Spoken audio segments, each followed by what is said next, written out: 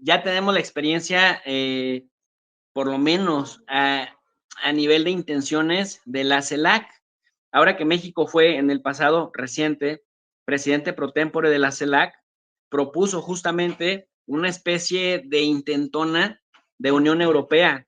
Ahora la presidencia pro tempore la tiene Argentina y me parece que si por allí se retomara, digamos, el ideario de Bolívar, de tener una América Latina unificada, me parece que más allá de quienes llegaran a gobernar de izquierdas o derechas, si tuvieran más compromisos con sus naciones que con Estados Unidos, híjole, sería una maravilla porque simplificaría bastantes procesos en la integración, no solamente migratoria, sino la integración también de comercio, de cooperación en materia de educación, en materia de transferencia tecnológica.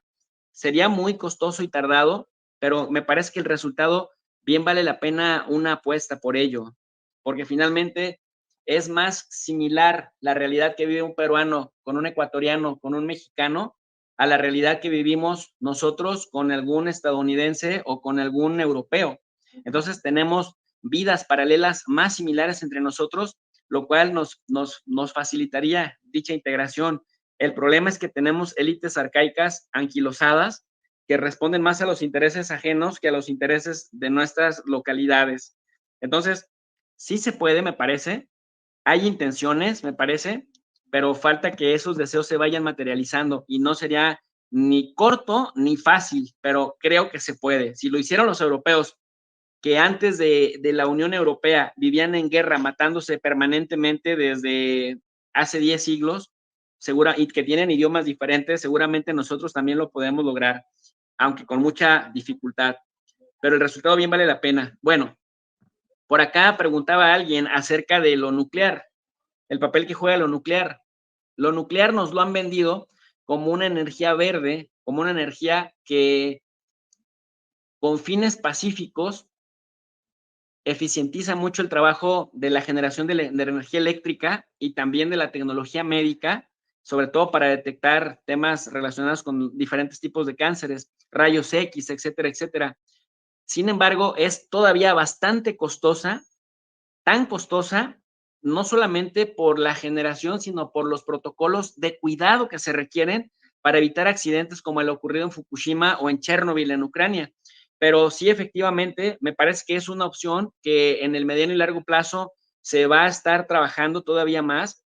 Sin embargo, hay un cuidado enorme de que la pandilla, o dicho en términos más formales, el club, para decirlo con más propiedad, el club de las potencias nucleares temen que otros países estén lo suficientemente familiarizados con la energía nuclear, ya sea por un lado por el tema de los accidentes probables y los riesgos que esto pues conllevan, pero también por evitar que se vayan sumando más miembros nucleares, porque también, como en los mismos comentarios señalaron las personas, la hegemonía de Estados Unidos está en decadencia.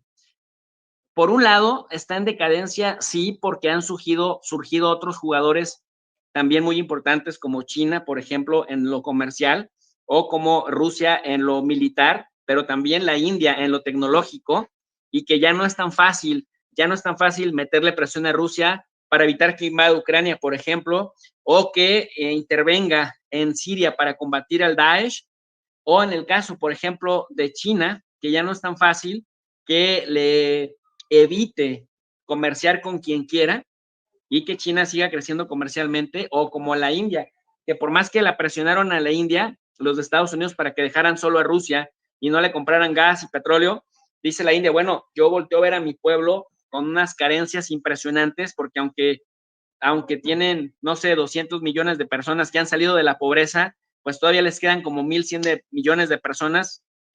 India es un subcontinente en sí mismo, 1.350 millones de habitantes, con también desigualdades brutales en materia de pobreza y de necesidades que subsanar, que la India dijo, yo ya no me voy a someter, también soy una potencia nuclear.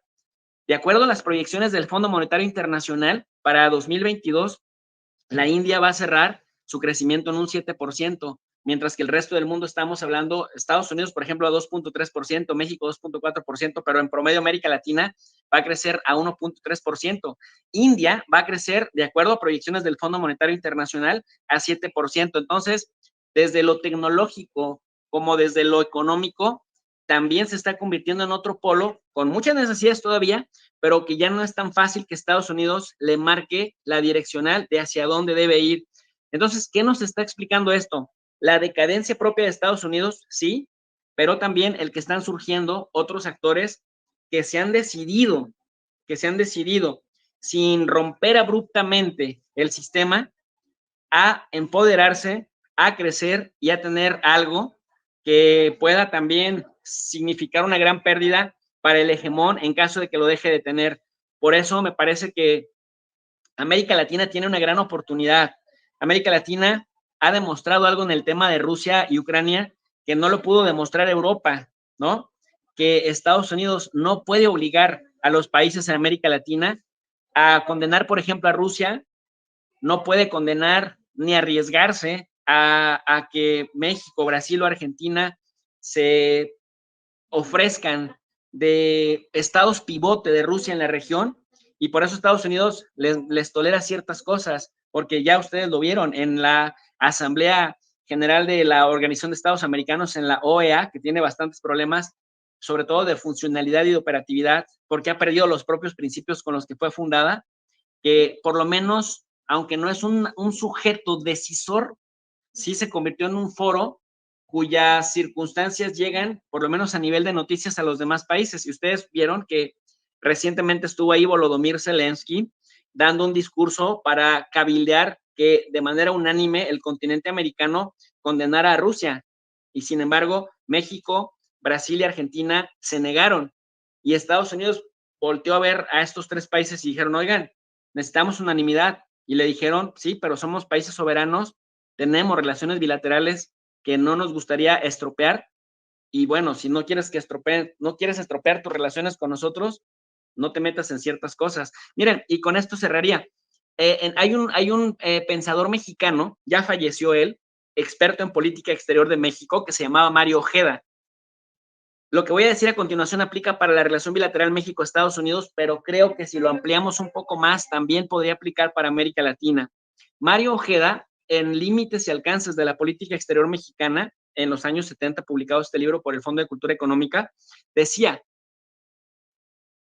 México y Estados Unidos tienen una relación de conveniencia a pesar de la relación asimétrica de desventaja para México.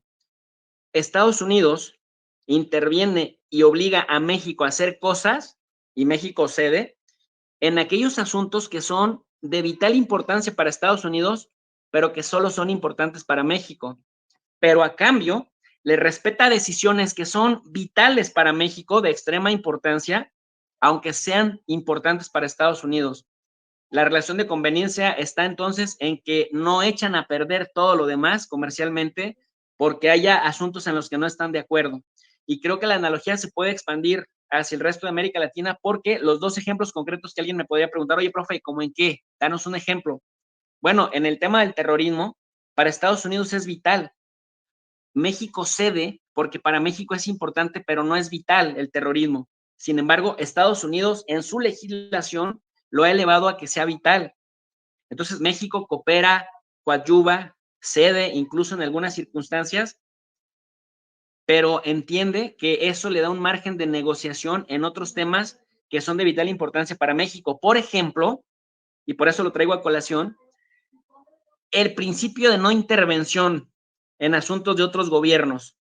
Gracias a este principio que está estipulado en la fracción 10 del artículo 89 de la Constitución Política de México, México se ha dado el lujo, decimos en México, de batear a Estados Unidos y de no ir, de no sumarse a operaciones belicistas, siendo Estados Unidos el país más belicista de la historia de los últimos 100 años, por lo menos, en operaciones como Vietnam, en intervenciones como Afganistán, Siria, Libia, Irak, porque México dice, yo no intervengo en asuntos internos de otros estados. Entonces, Estados Unidos dice, bueno, eso para mí es importante, pero no es vital. Puedo sin México, pero para México es vital no intervenir.